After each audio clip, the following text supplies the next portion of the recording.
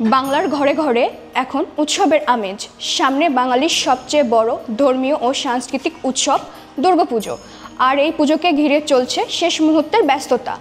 প্রতিমা গড়ার কারিগর থেকে শুরু করে মণ্ডপের সাজসজ্জায় নিয়োজিত শিল্পীরা এখন সময়ের সাথে পাল্লা দিয়ে কাজ করে যাচ্ছে। দুর্গাপুজোর বাকি আর মাত্র 17 দিন। তবে এবার আগের বছরের মতো প্রতিমা সাজানোর শাড়ি, অলংকার ও আনুষঙ্গিক জিনিসপত্র মিলছে না সহজে। বাংলাদেশের সাথে ইন্ডিয়ার ব্যবসায়িক সম্পর্ক অবনতি হওয়ার কারণেই এমনটি হচ্ছে মনে করছেন শিল্পীরা।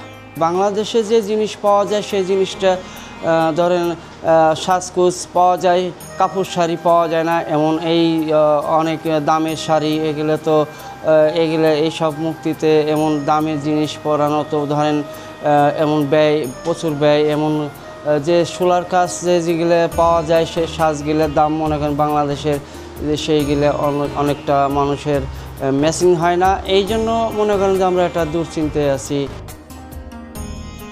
পরমা সরকার, স্কাই বাংলা, রাজশাহী।